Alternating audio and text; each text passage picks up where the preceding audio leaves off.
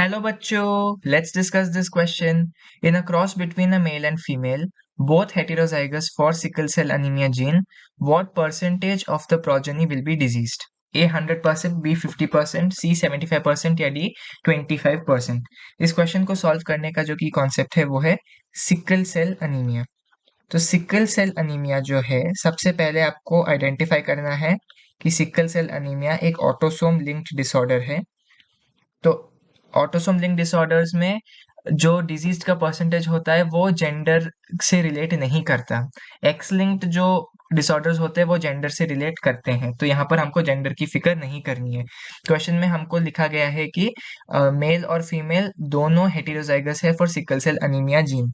तो अगर हम देखें हेल्दी जीन को हम कैसे डिनोट करते हैं, हेल्दी जीन को हम डिनोट करते हैं HbA ऐसा करके, और जो डिजीज्ड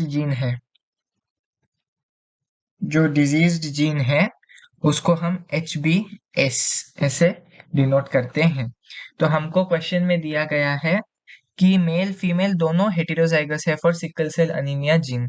तो जो मेल एंड फीमेल है दोनों का अगर हम जीनोटाइप लिखे यहाँ पर अगर हम दोनों का जीनोटाइप लिखे तो वो होगा HbA HbS इस टाइप का।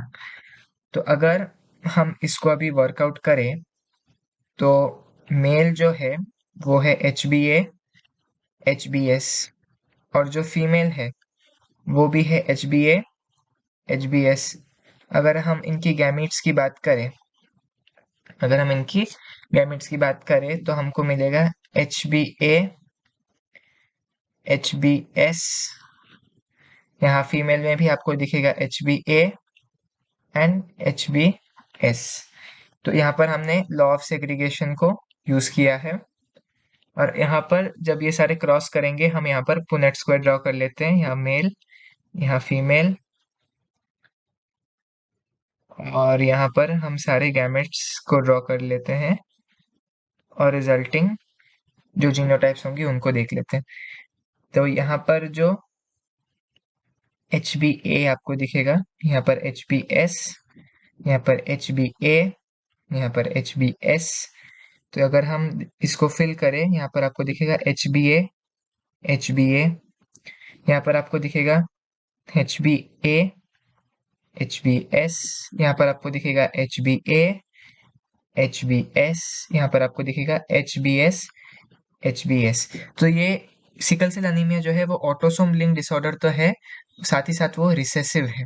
रिसेसिव का मतलब आप समझते हो कि HbS को अपने होमोजाइगस कंडीशन में रहना पड़ेगा। तो डिजीज को अगर हमको जीनोटाइप लिखना है तो वो HbS ऐसा टाइप का होगा इनका फिनोटाइप, और हम डिजीज जीन को जो है वो HbS से डिनोट करते हैं।